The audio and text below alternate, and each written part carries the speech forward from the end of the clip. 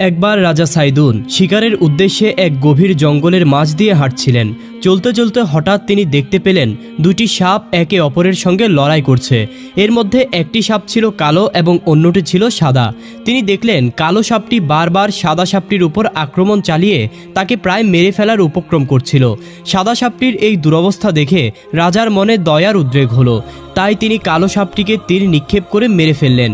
কিন্তু তখনই একটি আশ্চর্যজনক ঘটনা ঘটল।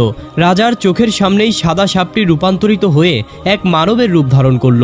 এই দৃশ্য দেখে রাজা খুবই আতঙ্কিত হয়ে পড়লেন। তখন সেই ব্যক্তি রাজার ভীতি দূর করতে বলল, হে রাজা, আপনি ভয় পাবেন না। আমি মানুষও নয়, সাপও নয়, আমি আসলে জিন জাতির একজন। আমরা সাপের রূপ ধারণ করে এই জঙ্গলে ঘুরতে এসেছিলাম। আপনি আমার জীবন রক্ষা করেছেন, তাই আমি আপনার প্রতি কৃতজ্ঞ।